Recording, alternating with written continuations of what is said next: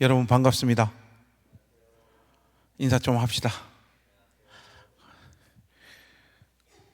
이제 코로나는 계속되지만 거리두기가 이제 해제되어져서 현장으로 와서 이제 예배 드릴 사람들이 좀 많아지는 것 같아요. 오늘 우리 행신침례교회도 보니까 이제 현장에 사람들이 점점 이렇게 많이 오던데, 사실 여러분들이 저희 설교를 이렇게 짧게 생각해 주셨다니까 참 감사하네요.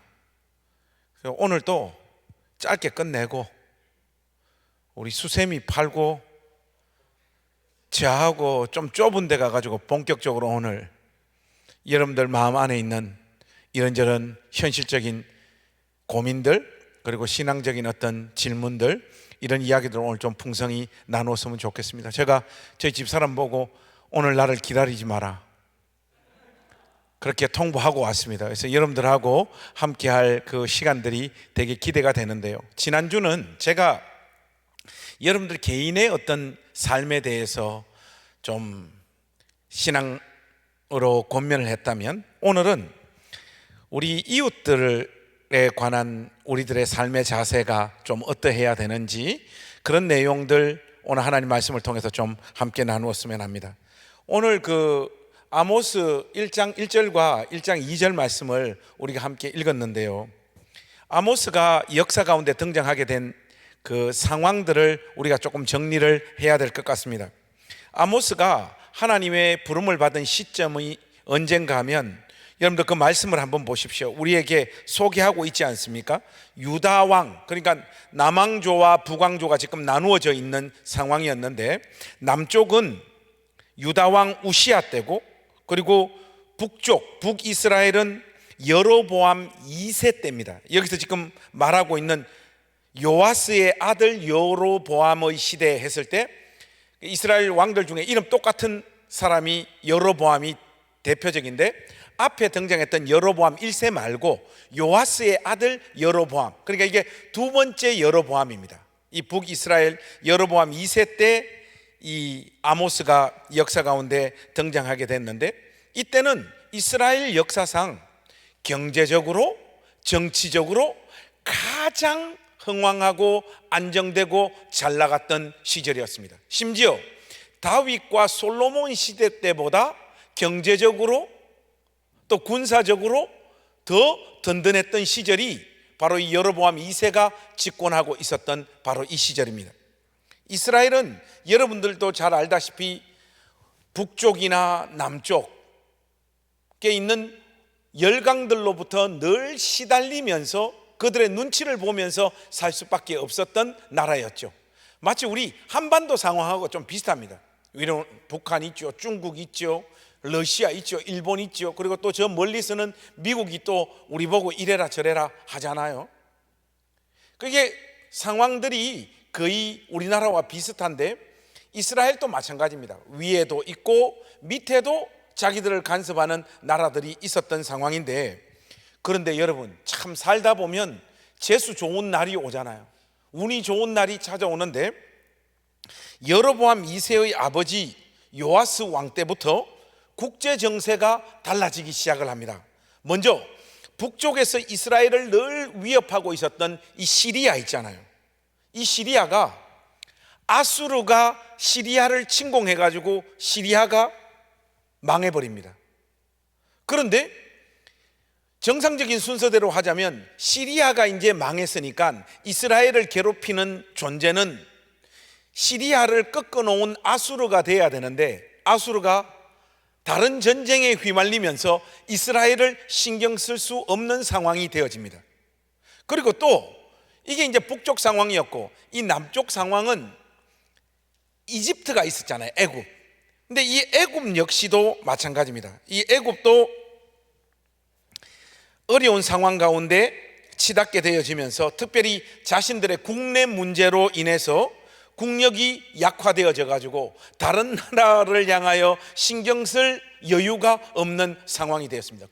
그러다 보니까 북쪽도 남쪽도 이스라엘을 더 이상 간섭할 수 없는 상황이 되었고, 또 유다와 북이스라엘이 있는데 또 이 상황은 중개 무역을 통해서 양쪽이 서로들을 지렛대 삼아서 경제적으로 굉장히 발전할 수 있는 계기를 만들었던 시기가 되었죠. 그러니까 군사적으로, 경제적으로 최고의 호황을 누렸던 시기라고 할 수 있죠. 거기다가 이때 당시에 여로보암 2세가 이스라엘의 영토를 굉장히 많이 이렇게 확장하게 되어지는데, 그게 어느 정도인가 하니까 하맛 어귀에서부터 아라바 바다까지 전부 다 가지고 옵니다. 이게 어느 정도인가 하면 다윗과 솔로몬의 시절, 그러니까 이스라엘 역사 가운데 가장 부강했던 그때 이스라엘이 확보했던 땅의 크기의 10배보다 더 많아요. 이 엄청난 상황이 지금 이스라엘을 향하여 동시에 밀고 들어오는 상황이었습니다. 그래서 학자들이 다윗과 솔로몬 시대보다 오히려 이때가 이스라엘 역사에서 가장 부강하고 가장 안정적이었던 시기로 봐야 되지 않느냐, 그렇게 이야기할 정도입니다.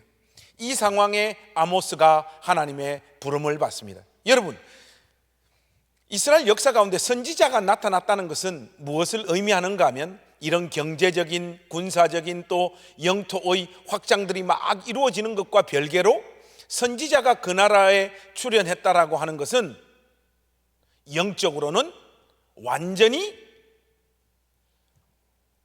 바닥을 치닫고 있었더라, 그것을 여실히 보여주는 객관적인 증거죠. 여러분들도 잘 알다시피 이 아모스의 메시지는 굉장히 공격적이고 직설적입니다. 오늘 본문에 아모스에 대한 정보를 딱 두 가지 우리에게 소개하고 있는데, 여러분들 1절에 보니까 뭐라고 나와 있습니까?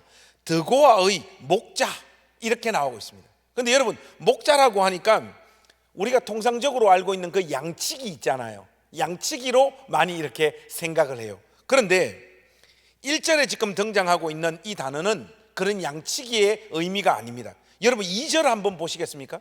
2절에 보면 목자라고 하는 단어가 나오죠. 2절에도, 그죠? 그 목자는 우리가 생각하는 그 양치기가 맞습니다. 그런데 1절에 등장하는 그 목자는 히브리어로 보면 똑같은 단어가 아니에요. 히브리어로 보면 노케드라고 하는데, 이거는 우리가 일반적으로 아는 그런 양치기가 아닙니다. 이 단어는 큰 부를 소유하고 있고 생활 수준이 굉장히 높은 수준에 있는 목자를 말하는 거예요. 그래서 이 아모스의 신분을 1절에 있는 이 노케드라라고 하는 단어를 통해서 한번 추정해 보면, 아모스는 자기의 농장을 크게 소유하고 있었든지, 자기 밑에 엄청난 사람들을 거느리면서 그 농장을 또 실질적으로 운영하고 있었던 큰 분홍이었을 가능성이 굉장히 많습니다. 그러니까 아모스가, 여러분들이 또 오늘 집에 가서 아모스 설교 들었으니까 아모스 처음부터 끝까지 한번 다 읽어보시면 아시겠지만은, 아모스는 국제 정세에 대해서 완전 빠삭합니다. 그러니까 저 시골 아주 가난한 목자가 가지고 있는 삶과 인생과 세상 돌아가는 어떤 지식을 소유한 그런 사람이 아니에요. 굉장히 고급스러운 지식, 특별히 그 세상 정세에 대해서도 그런 지식을 소유한 사람이었지만은, 특별히 아모스가 구사했던 이 언어들, 단어들을 분석해 보면 굉장히 고급스러운, 배우지 않은 사람의 입에서는 나올 수 없는 표현들이 막 터져 나오는 걸 보면, 그때 당시에 그 사람들의 어떤 학력 수준, 지적 수준으로 보면 아모스는 굉장히 높은 수준의 지적 소유와 공부와 경제적 수준을 유지했던 사람이었던 것 같습니다. 그런데 우리가 중요하게 살펴봐야 될 초점이 하나 있는데, 그는 뭔가 하면 아모스는 정통 선지자 학교 출신의 선지자가 아니라는 거예요. 아모스는 자기 스스로 뭐라고 이야기하는가 하면 드고아 출신이라고 말하잖아요. 드고아. 이 드고아는 예루살렘 남쪽 한 10km, 19km 정도 떨어져 있는 동네를 말하는데, 이건 여러분 지금 뭘 이 지점에서 여러분들이 뭘 하나 포착을 하셔야 되는가 하면, 예루살렘은 남쪽이잖아요. 근데 여로보암 2세는 북쪽 왕입니다. 쉽게 말해서 지금 자기 동네에서 선지자 역할을 하고 있는 것이 아니라 남쪽 출신의 사람이 북이스라엘로 와서 여로보암 2세의 죄와 여로보암 2세와 결탁한 그때 당시에 고위층을 향하여 하나님의 말씀을 가감없이 선포하고 있었던 사람이었다는 것, 우리가 그것을 확인할 수 있죠. 그는 요즘으로 치면 신학교 가서 정식으로 신학 공부를 했다든지 이런 경험이 전혀 없는, 말 그대로 제법 잘 사는 목자로 있다가 하나님의 부름을 받고 이 역할을 하나님 앞에서 감당하고 있는 사람입니다. 그래서 여러분, 아모스 7장 14절에 보면 아모스가 스스로를 향해서 이런 말을 합니다. 나는 선지자가 아니며 선지자의 아들도 아니다. 자기 정체성을 이렇게 분명히 합니다. 여기에서 우리가 하나님의 의도성을 확인할 수 있습니다. 그쪽 동네 사람도 아니고 선지자 학교도 나온 사람도 아닌 이 아모스가 북이스라엘로 올라가서 북이스라엘의 죄를 질타하고 있다는 것은 북이스라엘 안에는 하나님 말씀을 있는 그대로 선포하고 대언할 선지자가 없었다는 거예요. 선지자가 있긴 있었죠. 그런데 그 선지자들은 왕과 고위층들과 다 결탁되어져서 중산층의 삶을, 또 고위층의 삶을 마음껏 누리면서 아무런 죄책감 없이 하나님을 마음껏 섬길 수 있는 그 예배 시스템, 그리고 또 그들의 삶에서 전혀 불편함을 느끼지 않을 수 있는 차원의 하나님의 말씀, 이런 것들만 전하고 사는 궁중 선지자들만 가득했기 때문에 그 시대를 향하여 하나님의 뜻을 온전히 선포할 수 있는 선지자가 북이스라엘에서는 없었다는 말입니다. 이걸 여러분 좀 어떻게 바꿀 수 있을까요? 루터가 종교개혁을 이렇게 당시와 우리 시대의 한국교회 상황이 지금 비슷하다고 할 정도로 우리 한국교회가 많이 어그러지고 부패하고 타락했다라고 이야기를 하죠. 그래서 이걸 여러분 오해 없이 들으십시오. 목사님들 중에는 그 누구도 하나님의 말씀을 있는 그대로 선포하지 않아서 아무도 예상하지 못하는 그 상황에 하나님께서 저쪽 구석에 있는 어떤 평신도 한 명을 이렇게 세우셔. 네가 나의 뜻을 선포하라. 이렇게 이 강단에 누군가를 세워놓고 있는 그런 형국이란 말입니다. 이 말은 아모스라고 하는 존재가 출현했다라고 하는 그 자체가 바로 이스라엘 백성들의 죄가 얼마나 심각한 상황으로 치닫고 있는가를 우리에게 여실히 보여주는 장면이라고 할 수 있죠. 쉽게 말해서 있잖아요, 경제적으로 안정되고요, 또 자기가 하는 일들이 자기 어떤 주변 상황과 맞물려 가지고 자기가 계획했던 것보다 훨씬 잘 되게 되어버리고, 또 그런 삶의 결과로 말미암아 그런 삶의 결과에서 나오는 열매를 자기 마음에서, 자기 삶에서 자기가 생각했던 것보다 훨씬 더 풍성히 누리게 될 때 대부분의 사람들은 하나님을 떠나게 된다는 거예요. 그런데 여러분, 우리는 있잖아요, 그걸 이렇게 반론하는 사람이 있어요. 목사님, 그렇게 잘 돼도 하나님 신실하게 잘 섬기는 사람 있지 않습니까? 뭐 없기야 하겠습니까? 있습니다. 근데 그 사람은 교회에 열심히 나오고 있을 가능성이 많은 사람이에요. 사람들이 신앙을 버린다 했을 때 교회 안에서도 맺혀진 관계들이 얼마나 많은데 그냥 눈치 없이 오늘부터 내 교회 안 나가겠다, 그런 식으로 하나님 버릴 사람 어디 있습니까? 어제와 오늘의 자기의 삶 속에서 별 차이가 없어요. 교회 나와서 예배 드립니다. 수요 예배도 와요. 큐티 나눔도 합니다. 다 똑같이 해요. 그런데 자기를 덮쳐오고 있는 이런저런 형통과 성공 앞에 어느 순간 장악이 되어져서 하나님을 실질적으로 붙잡고 의지하고 살아가기보다는 자기가 인생에서 만나는 이 형통과 성공의 근거에서 자기 삶을 살게 되어지는 거죠. 그런 식으로 하나님을 버리게 되는 겁니다. 지금 북이스라엘도 마찬가지입니다. 북이스라엘이 여러분 경제적으로 군사적으로 주변 상황이 다 좋아졌다라고 제가 여러분들에게 말씀드렸는데, 여러분들 아모스를 꼼꼼히 한번 읽어보십시오. 그런 것만 풍성해진 게 아닙니다. 예배도 풍성해졌고요, 하나님 앞에 드리는 물질도 풍성해졌고요, 종교적인 예식들도 엄청나게 살아나는 그런 시기가 여로보암 2세입니다. 중요한 것은 그들의 그런 모든 종교적인 열심들, 종교적인 헌신들이 하나님 마음에는 조금도 가닿지 않고 오히려 하나님께서 보실 때 그 모든 것들이 역겨운 상황으로 치닫고 있다는 거예요. 그래서 하나님께서 선지자 출신도 아닌 아모스를 들어서 자기 동네를 떠나 북이스라엘로 가서 하나님 말씀을 선포하도록 하고 있는 것입니다. 여기에 보시면 우리가 또 많은 내용들을 살펴봐야 되는데, 이스라엘 백성들이 지금 하나님 앞에 범죄하고 있는 죄가 무엇이었는지 좀 그런 것들을 볼 필요가 있는데, 여러분 우리 1절과 2절 한번 소리내서 같이 한번 읽어보실까요? 1절과 2절 다시 한번 읽어보겠습니다. 시작. 유다 왕 우시야의 시대, 곧 이스라엘 왕 요아스의 아들 여로보암의 시대, 지진전 2년에 드고와 목자 중 아모스가 이스라엘에 대하여 이상으로 받은 말씀이라. 그가 이르되 여호와께서 시온에서부터 부르짖으며 예루살렘에서부터 소리를 내시리니 목자의 초장이 마르고 갈멜산 꼭대기가 마르리로다. 여러분 여기 있는 이 말씀만 보면 이스라엘 백성들이 하나님 앞에서 어떤 죄를 저지르고 있었다는 것이 별로 안 드러나죠. 오늘 본문 말씀으로만 보면 그렇지 않습니까?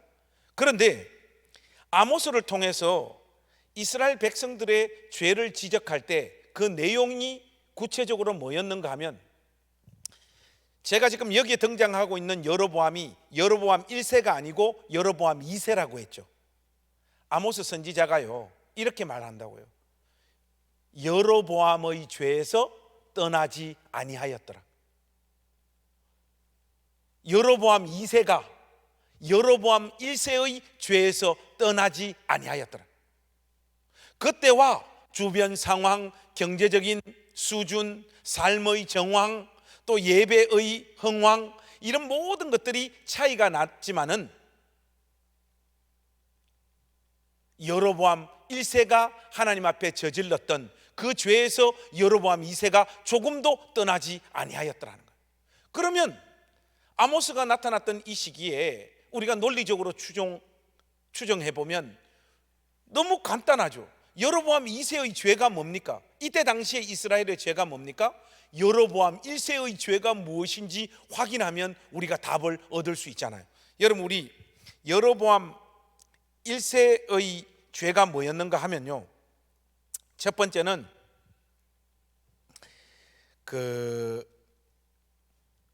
여로보암 2세의 죄를 이렇게 평가해요. 여로보암 2세를 이렇게 평가합니다. 한번 보십시오. 여호와 보시기에 악을 행했고 부강국을 시작한 여로보암 1세의 죄에서 떠나지 아니하였다, 이렇게 말하거든요. 그렇다면 여로보암 1세의 죄가 뭔지를 우리가 한번 확인해 보면 되는데, 여러분들 우리 성경 한번 열어보십시다. 어디로 가는가 하면 열왕기상 12장으로 한번 가보십시다. 열왕기상 12장 25절에서 33절. 여러분들 이 말씀이 오늘 설교의 키가 될 수 있는 아주 중요한 말씀이에요. 열왕기상 12장 25절에서 33절입니다. 자, 한번 다 열어보십시오. 이 말씀 우리 조금 길지만 우리 한 목소리로 25절부터 33절까지 소리내서 같이 한번 읽어봤으면 좋겠습니다. 시작. 여로보암이 에브라임 산지에 세겜을 건축하고 거기서 살며 또 거기서 나가서 분우회를 건축하고 그의 마음에 스스로 이르기를 나라가 이제 다윗의 집으로 돌아가리로다. 만일 이 백성이 예루살렘에 있는 여호와의 성전에 제사를 드리고자 하여 올라가면 이 백성의 마음이 유다 왕된 그들의 주 르호보암에게로 돌아가서 나를 죽이고 유다의 왕 르호보암에게로 돌아가리로다 하고, 이에 계획하고 두 금송아지를 만들고 무리에게 말하기를 너희가 다시는 예루살렘으로 올라갈 것이 없도다. 이스라엘아, 이는 너희를 애굽 땅에서 인도하여 올린 너희의 신들이라 하고, 하나는 베델에 두고 하나는 단에 둔지라. 이 일이 죄가 되었으니 이는 백성들이 단까지 가서 그 하나에게 경배함이더라. 그가 또 산당들을 짓고 레위 자손 아닌 보통 백성으로 제사장을 삼고 여덟째 달 곧 그 달 15째 날로 절기를 정하여 유다의 절기와 비슷하게 하고 제단에 올라가되 베델에서 그와 같이 행하여 그가 만든 송아지에게 제사를 드렸으며 그가 지은 산당의 제사장을 베델에서 세웠더라. 그가 자기 마음대로 정한 달 곧 여덟째 달 15째 날로 이스라엘 자손을 위하여 절기로 정하고 베델에 쌓은 제단에 올라가서 분향하였더라. 제가요, 오늘 시간만 있으면 여기 지금 등장하는 이 죄목들을 하나하나 다 쪼개서 여러분들에게 충분히 좀 설명을 드릴 수 있을 것 같은데, 그걸 다 하고 나면 설교 중간에 제가 강단에서 내려가야 될 것 같아요.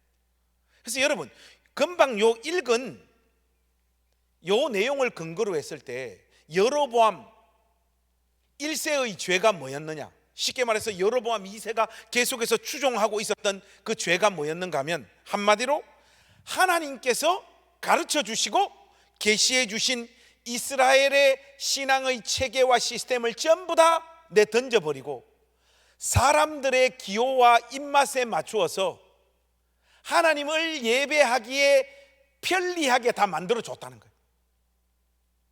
그게 여로보암 1세가 가지고 있었던 죄입니다. 여러분, 우리 기독교 신앙에 있어서 가장 중요한 것이 뭔가 하면, 어떤 분들이 자꾸 우리의 어떤 진정성을 이야기를 해요. 아닙니다, 여러분. 우리는 우리의 진심을 가지고 하나님 앞에 예배하는 자리로 부름받고 있는 자들이 아닙니다.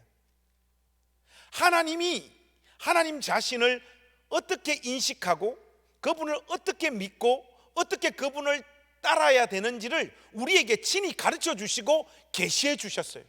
기독교 신앙은 철저하게 하나님이 우리에게 일러주시고 가르쳐 주시는 방식대로 우리가 하나님을 예배하고 하나님을 섬겨야 되지, 우리 인간들, 모든 인간들 안에는 종교성이라는 게 있잖아요. 그 종교성을 근거로 그 진심을 꺼내서 하나님을 예배할 때 그 하나님은 우상이 되고 마는 겁니다.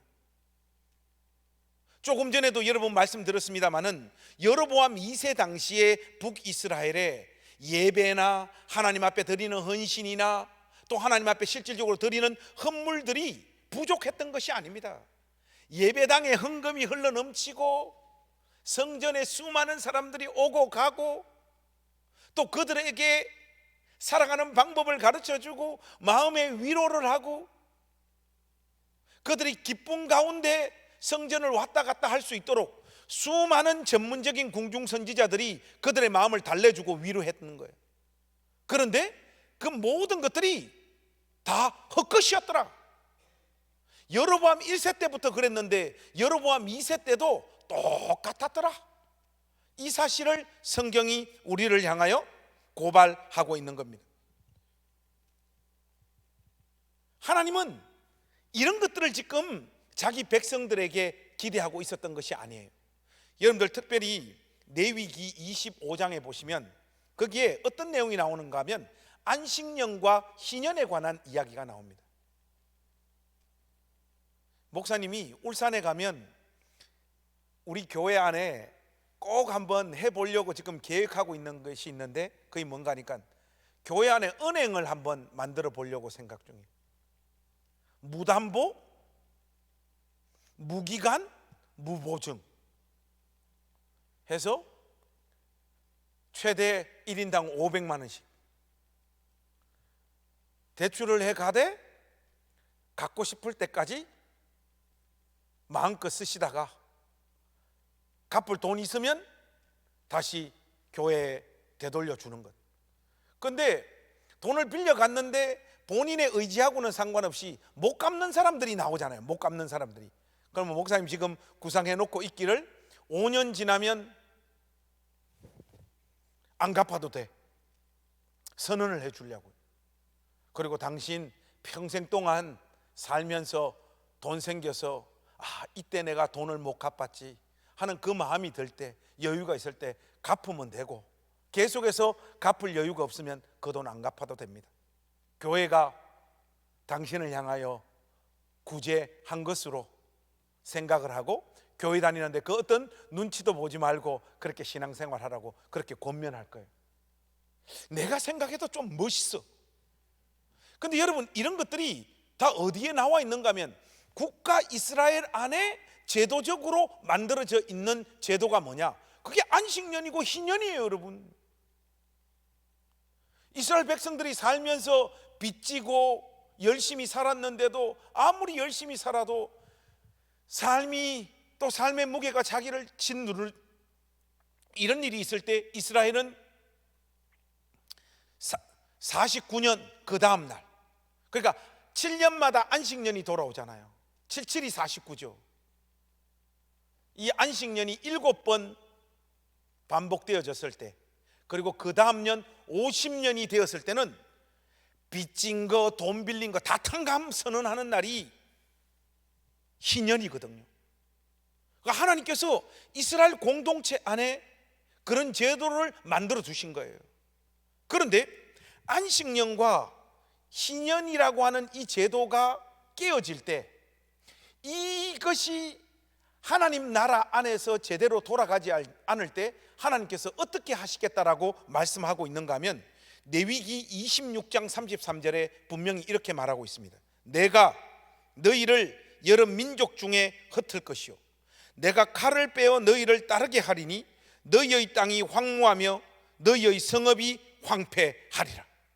하나님께서 이스라엘 땅 안에 안식년과 희년 제도가 제대로 돌아가지 않으면 내가 가만두지 않겠다는 거예요. 하나님은 항상 그 땅에 존재하게 될 가난하고 힘없고 헐벗고 자기 스스로의 삶을 자기가 지키지 못하는 사람들에 대한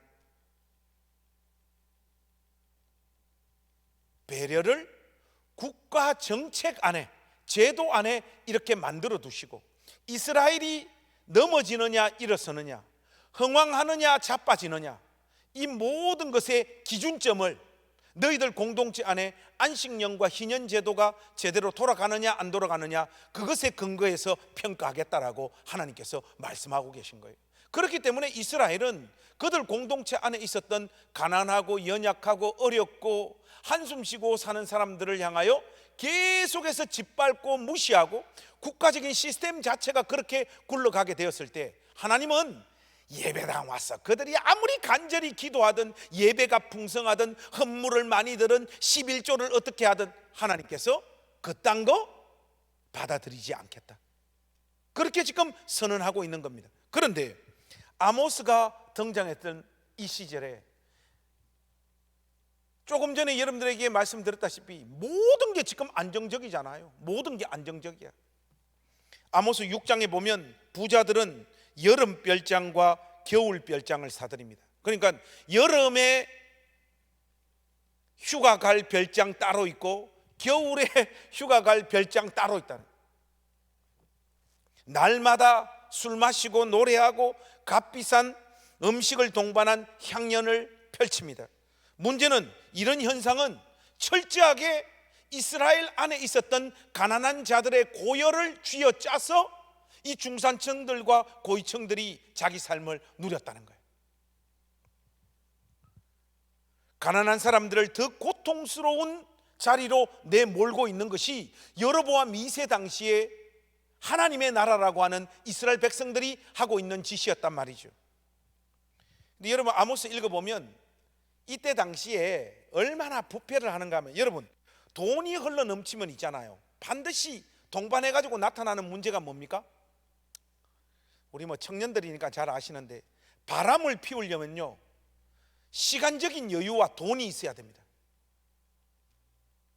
오늘 또 설교는 안 기억하고 꼭 이런 것만 또 마음에 이렇게. 목사님이 아모스를 읽으면서 제일 쇼킹했던 부분이 어떤 건가 하면, 아들과 아버지가 동일한 여자하고 잠자리를 가져요.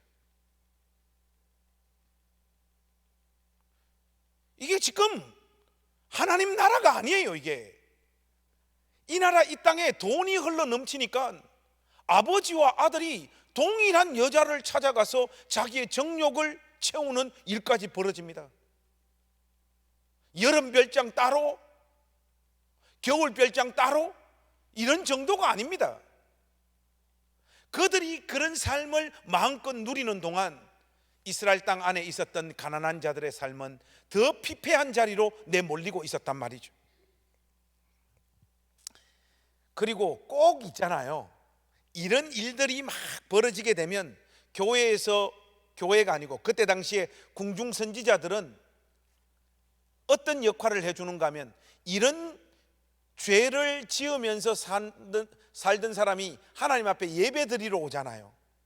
그러면 인간에게는 양심이란 게 있잖아요. 그런 죄를 지었어. 그럼 여러분, 이 마음에 안 찔리겠습니까?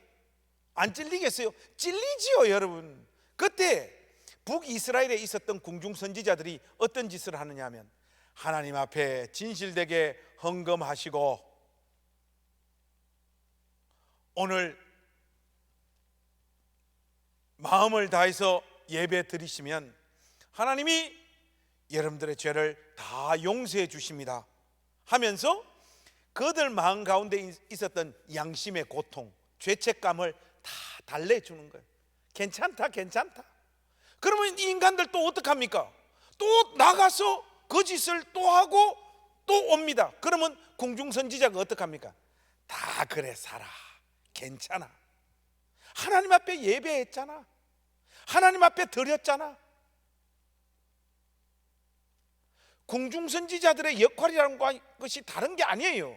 중산층, 고위층들과 카르텔이 형성되어져 가지고 서로와 서로 공생하는 관계가 되어져 버리는 거예요.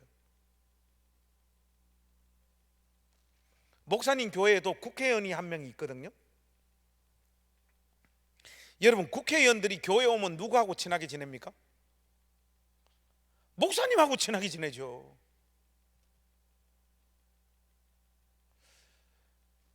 오늘날 교회의 자랑이 뭐가 되는가 하면, 우리 교회 서울대 연대 고대 나온 사람 몇 명이고, 그래서 판사가 있나 변호사가 있나 사장님이 있나,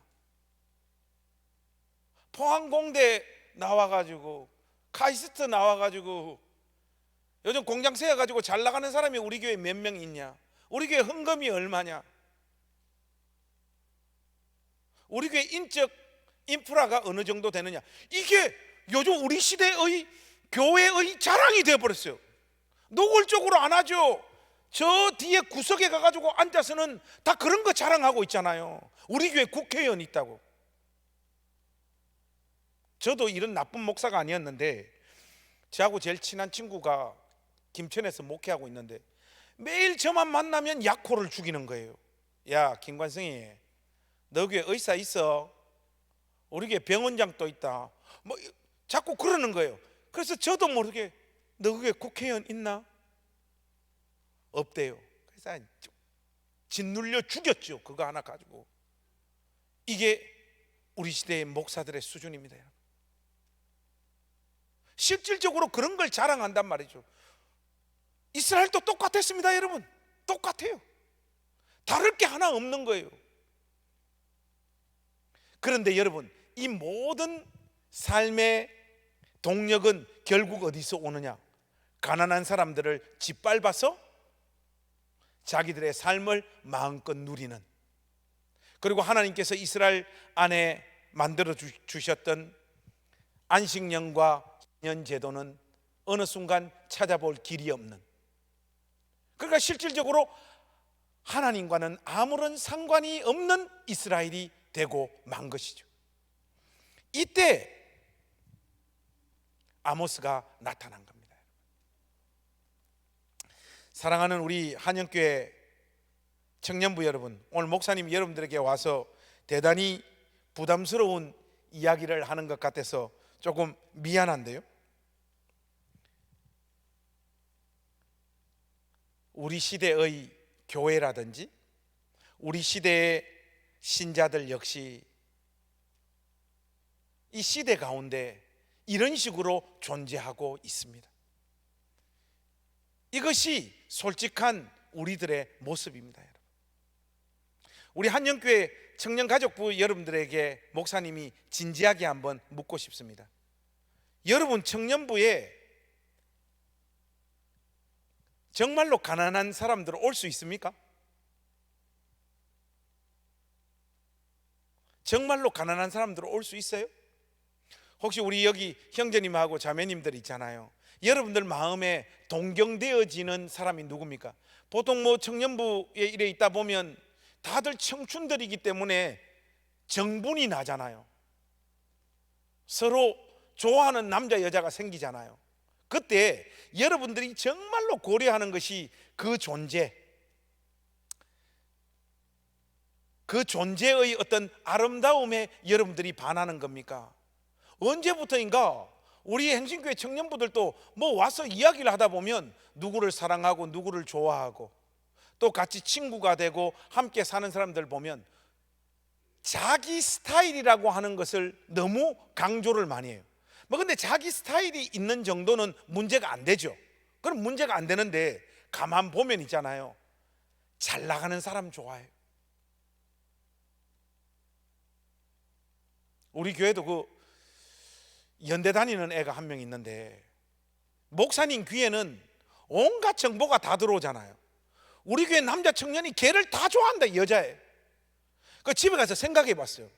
40살 먹은 청년도 걔를 좋아하고 30살 먹은 청년도 걔를 좋아하고 이번 주에 내가 그 들은 정보인데 걔보다 4살인가 5살 어린 남자애도 걔를 좋아한다. 그 왜 걔를 좋아할까? 연대야 연대. 연대라서 좋아하는 거예요. 연대라서. 여러분 연대라고 하는 그 가방끈 그거 보고 좋아하는 것도 있지만 그 연대라고 했을 때 그 연대에게 이래 덕지덕지 붙어 있는 거 많잖아. 덕지덕지. 앞으로 얘의 삶은 안정적일 것 같다. 얘의 집안은 어떨 것 같다. 얘의 어떤 지적 수준은 어떨 것 같다. 얘의 교양은 어떨 것 같다. 그 연대라고 하는 그 간판에 덕지덕지 붙어 있는 온갖 이미지들 이런 것들 계산해 가지고 꼭 그런 자매를 좋아하더라고. 형제들이. 이렇게 이야기하면 우리 또 형제님들 열받겠죠. 우리 교회 서울대 한 명 있어. 한 명이 아니고 우리 서울대 다니는 애 있는데 여자애들이 그 서울대 다니는 우리 중기를 그렇게 좋아하대. 중기 누나들도 중기를 좋아하고 중기 동생도 좋아하고 중기 동생들은 뭐 환장하고. 가만 보면 우리 시대의 그리스도인들이 가지고 있는 욕망들이 조금 더 다른 게 없어요. 다른 게 없어. 그리고 가난한 사람들을 우리가 돕고 뭐 구제하고 이런 것들은 비교적 잘해요. 잘하는데 뭘 못합니까? 여기 이 공간에서 함께 친구 되고 나하고 삶을 나누고 정말로 그 사람하고 같이 삶을 영위하는 것, 이건 다 안 하려고 해요. 그러니까 여러분 이 한영교회도 한번 보세요. 벌써 여러분들이 쓰고 있는 마스크가 벌써 다 고급처럼 보여요. 목사님 눈에는 마스크만 해도.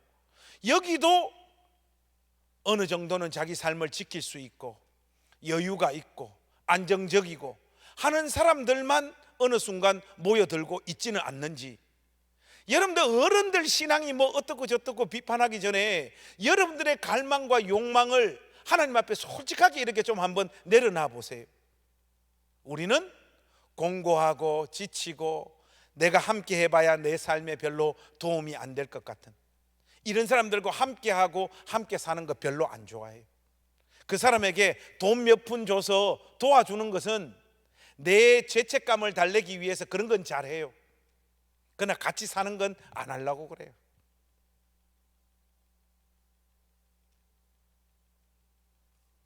그래서 우리 김보람 목사님 같은 이런 착하고 온유한 목사님이 여러분들에게 늘 좋은 말씀만 해 주시는 걸로 여러분 삶이 안 바뀌니까 오늘 아모스가 나타난 거 아니에요. 야 이씨, 너 그거 예수 믿는 거 아니야. 그 하나님 제대로 섬기는 거 아니야. 여러분, 북이스라엘에 있었던 이스라엘 백성들이 얼마나 억울했겠어요. 야 아모스, 우리도 하나님 앞에 예배 잘 한다, 하나님 앞에 드릴 것 다 드렸다, 선지자님들하고 우리도 다 친하게 잘 지냈다 하는데, 여러분 겉으로 사람을 속이도 하나님을 속일 수 있습니까? 여러분들의 공동체 안에 정말로 세상적인 기준에서 봤을 때 자기를 지킬 수 없어서, 어디에도 소망이 없어서, 갈 곳이 도저히 없어서 한영교회 청년 가족부를 찾아오는 사람이 정말로 있냐고요. 여러분, 생명의 역사라고 하는 것은 참 대단한 거예요. 무슨 말인가 하면, 여러분 공동체 안에 그런 사람들을 실질적으로 이렇게 안아서 한 가족이 되고 함께 사는 역사가 있을 때요, 이 생명은요 분명히 어딘가로 번져지고 퍼져져서 누군가 냄새를 맡거나 그 생명수의 맛을 보고 이 예배당으로 그런 사람들이 찾아오게 되어져 있습니다. 그런 사람들이 안 온다는 건 뭐냐? 여러분 안에 만들어지고 있는 청년부 안에 문화가 너무 고급스러워진 거예요. 너무 상식적이고 너무 합리적으로 되어버린 거예요. 근데 여러분, 우리 주님께서 이 세상 가운데 오셨을 때 우리 주님의 별명이 뭐였습니까? 세리와 죄인의 친구였잖아요. 우리의 구세주와 주님이신 그분은 세리와 죄인들의 친구셨는데, 우리는 왜 서울대, 연고대, 포항공대, 스카이를 좋아하냐고요? 왜 그런 사람들과 함께 사귀고 함께 하는 것들을 통해 가지고 내 존재감을 자꾸 끌어올리려고 하냐고요? 왜 국회의원을 좋아하냐고요? 왜 박사, 판사, 변호사 이런 사람들 좋아하냐고요? 왜 가진 사람 좋아하냐고요?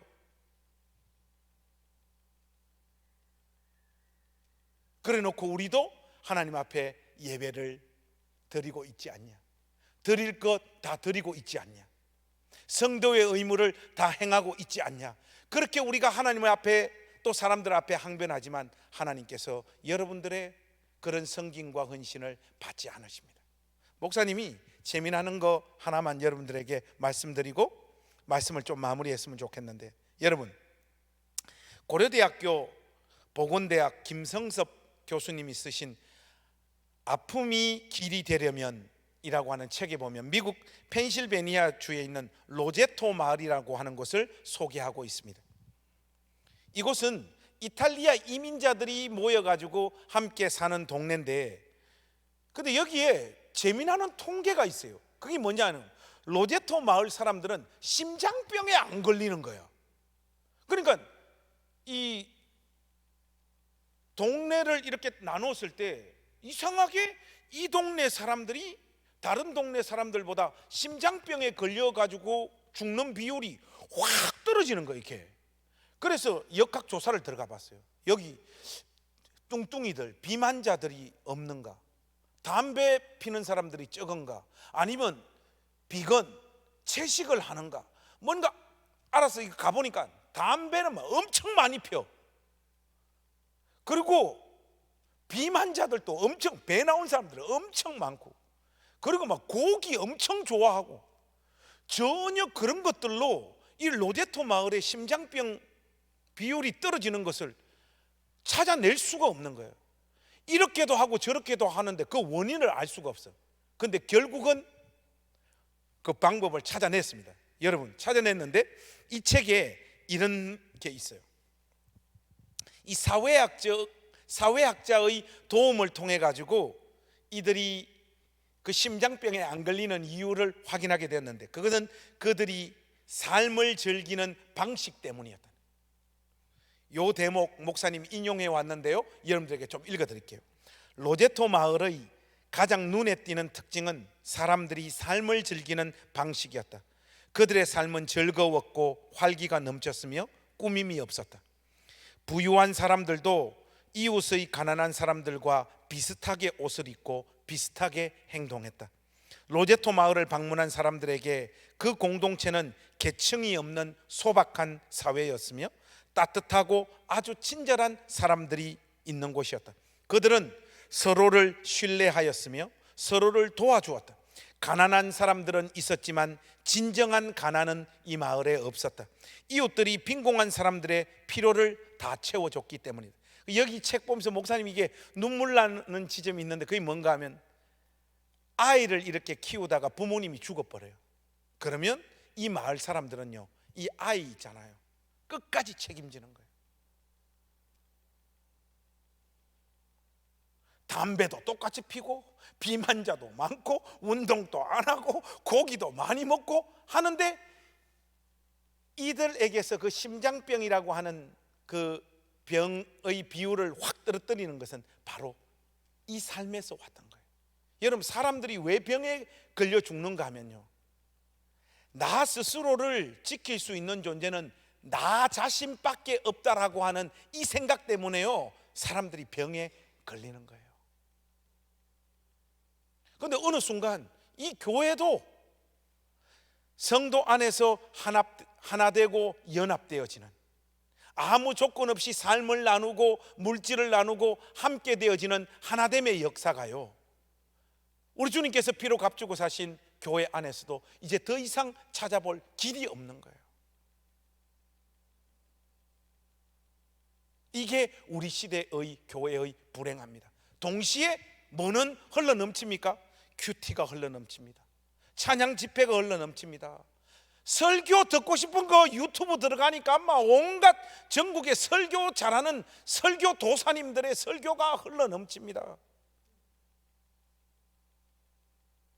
어제 제가 울산 간다고 우리 한 형제 부부하고 앉아서 이야기했는데, 목사님, 제가 평신도지만 목사님들 보는 그 스터디 바이블 성경하고 다 해서 아침마다 성경 보고 기도하고 또 목사님들 설교 듣고 너무 혼자서 주님을 섬기기는 너무 좋은 것 같습니다. 궁금한 거 있으면 그때그때 접속해서 서치하면 그대로 다 알 수 있고요. 그런데 목사님, 아무리 해도 해결이 안 되는 게 있습니다. 뭡니까? 그러니까 공동체입니다. 목사님, 어떻게 사람들하고 같이 어울려 가지고 함께 사는 이 문제는 해결이 잘 안 되고 저 혼자 어떻게 잘 안 됩니다. 그 이야기를 하더라고요.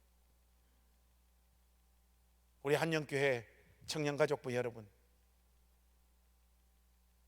오늘 이 메시지를 어떻게 결론을 맺어야 될지 모르겠는데, 여러분 옆에 앉아있는 형제와 자매 눈을 한 20초만 쳐다보는 것으로 오늘 설교의 결론을 좀 삼았으면 좋겠습니다. 여러분, 2명씩 좀 짝을 한번 지어보세요. 이게 좀 가까이 좀 붙어보세요. 이렇게 좀 붙어. 그 눈을 한번 보세요. 가만 한번 쳐다보세요. 한번. 그 떨어져 가지고 그거 왜 봅니까? 좀 이동해 가지고 좀 보시죠. 여러분, 그 한마디, 우리 서로를 향해서 한마디 좀 해주십시다. 목사님이 하는 대로 한번 말해보세요. 네가 산다고 참 고생이 많다. 그렇게 한마디 해보세요. 김 목사님, 원래 우리 여기 한영교회 청년부들은 뭐 하라고 하면 이렇게 잘 안 따라 합니까? 자, 두 명씩 한번 보고 네가 산다고 참 고생이 많다 한번 해보시죠. 시작. 했습니까? 이 교회가 또 뭘 말을 해도 목사님 귀에까지 좀 잘 안 들리는 그런 것도 좀 있는 것 같아요. 그죠? 그리고 여러분, 그 옆에 사람 손 한번 꼭 잡아보세요. 옆에 사람 손 한번 꼭 잡아보세요. 그리고 좀 이렇게 오글거리고 간지럽지만 서로를 향해서 이렇게 한번 이야기해 봅시다. 내가 무슨 일이 있어도 네 손 절대로 안 놓을게. 그렇게 한번. 와, 힘들다. 오늘 힘들다. 그죠? 그래도 한번 해보십시오. 그래도 한번 해보십시오. 자, 했습니까? 좀 오글거리는데 목사님도 그거 정말 못해요. 목사님 교회에서 제일 힘든 게 뭔가 하면 저거예요. 사모님하고 목사님 앞으로 나오세요 해가지고 당신은 사랑받기 위해 태어나, 이게 손 뻗고 하는 거 있잖아요. 그거 저에겐 폭력입니다. 폭력. 우리 경상도 그건 못해요. 그거 간지러워서 그 힘들어요. 저도 금방 그런 말 잘 못해요. 내 네 손 안 놓을게 이런 거. 근데 여러분, 이럴 때 안 하면 언제 하겠습니까? 자, 우리 한영교회 청년가족부 여러분, 목사님이 오늘 설교의 결론을 낼게요. 여러분, 교회 역사를 보면 있잖아요. 교회가 부패하고 타락하고 넘어지고 자빠지고 엉망이 될 때 예배가 없었다고 생각하지 마세요. 안 그렇습니다. 기도가 없었다고 생각하지 마세요. 안 그렇습니다.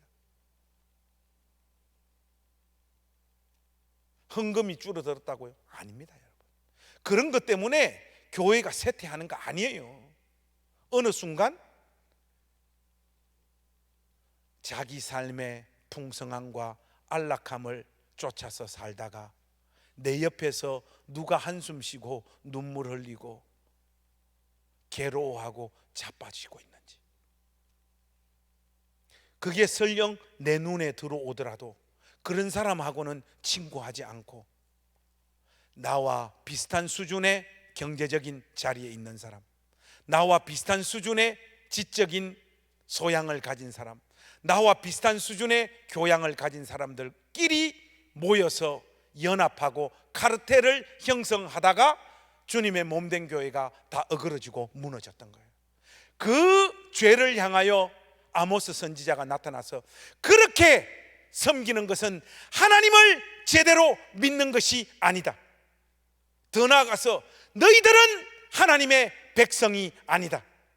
너희들 공동체 안에 어디 안식년과 희년과 같은 제도를 찾아볼 길이 있느냐, 그렇게 질타했던 거예요.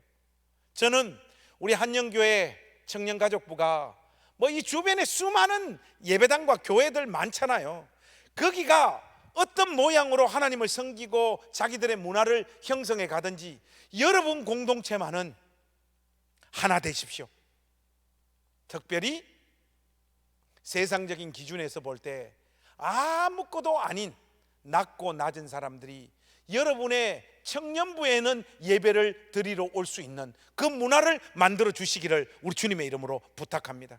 그리고 여러분들 마음 가운데 그런 사람들하고 같이 살고 그런 사람들의 손을 잡은 그거 내가 절대로 놓지 않겠다, 그런 그리스도의 제자로 살겠다라고 하는 그 각오와 다짐들이 여러분들 가운데 있으시기를 우리 주님의 이름으로 부탁합니다. 목사님 목회하고 있는 우리 행신교회도 어느 순간 다 중산층들만 오더라고요. 다 잘 사는 사람들만 오더라고요. 그래서 목사님이 울산 떠나면서 그걸 못하고 갔는데 우리 한영교회는 그거 꼭 한번 해봤으면 좋겠어요.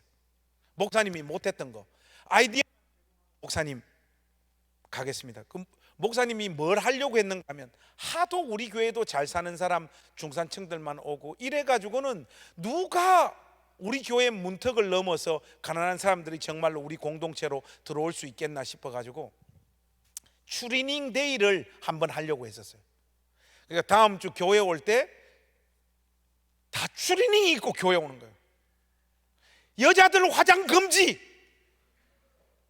딱 봤을 때 어머 이런 수준으로 다. 그렇게 인위적으로라도 우리가 무슨 이벤트를 해서 저 정도면 나도 갈 수 있겠다, 저 정도의 사람들이 모였다면 나도 가서 저들하고 같이 어울리고 저들이 드리는 그 예배의 자리에 나도 있겠다 하는 뭔가를 우리가 세상 가운데 좀 풍겨야 될 거 아닙니까 여러분? 한결같이 좋은 자동차에 좋은 옷에 서울 말에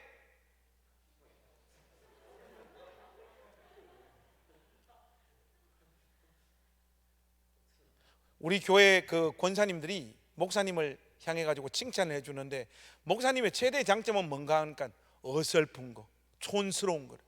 그래서 항상 만만하게 보인다는 거예요. 여러분, 만만하게 보이는 것보다 더 위대한 신앙의 경지는 없습니다. 또 만나고 싶은 사람이 되십시오. 여러분하고 밥 한번 먹고 여러분하고 대화 한번 나누었을 때 또 만나고 싶은 사람 되시라고. 여기에 다 그저 그런 좋은 대학 나오고 좋은 직장, 안정적인 사람, 그런 사람들이 주류가 되어서 모여 있다라면 우리 주님께서 안식년과 희년제도가 제대로 지켜지지 않는 이스라엘 공동체를 어떻게 하시겠다고요? 황폐화시키고 흩어버리겠다고 말씀하시잖아요. 여기에 아무나 올 수 있는, 진실로 아무나 올 수 있는 그런 공동체로 우리 한영교회 청년가족부가 만들어 주시기를 우리 주님의 이름으로 부탁합니다. 기도하겠습니다. 하나님, 이 세상 가운데 오신 우리 구주이신 예수님은 세리와 죄인들의 친구셨는데 우리 마음은 언제부터인가 이렇게 높아져서 나보다 잘난 사람, 적어도 나 정도는 되는 사람들과 사귀고 만나고 밥 먹고 교제하고 그런 사람들과 가까이 지내려고 합니다. 하나님, 이것은 하나님께서 우리에게 가르쳐 주신 하나님을 믿고 섬기고 예배하는 방식이 아니라는 것을 우리가 절절히 깨달아 알게 하시고, 특별히 우리 한영교회 청년가족부가 함께 예배드리는 이 예배당의 문턱이 더 낮아질 수 있도록 하나님 앞에서 우리가 몸부림치는 그런 공동체 되어지기를 원합니다. 세상 그 어디에서도 숨을 쉴 수 없고 소망이 없고 갈 곳이 없는 가련한 자들이 여기 이 공동체 안에 생명의 역사가 있다라고 하는 소식을 듣고 우리 한영교회 청년가족부를 찾아오는 역사들이 끊임없이 일어나도록 이 공동체를 복주시기 원합니다. 무엇보다도 우리 한영교회 청년가족부들의 신앙의 분투가 그것을 진심으로 향하게 하시고, 그리하여 여기 이곳에 인생의 짐과 죄의 짐에 짓눌린 자들이 이 공동체에 와서 함께 예배하고 함께 기도하고 함께 먹고 마시면서 그렇게 짓눌린 자들이 실질적으로 살아나는 역사들이 풍성히 일어나도록 역사하여 주시옵소서. 우리 구주 예수 그리스도의 이름으로 간절히 기도하옵나이다. 아멘.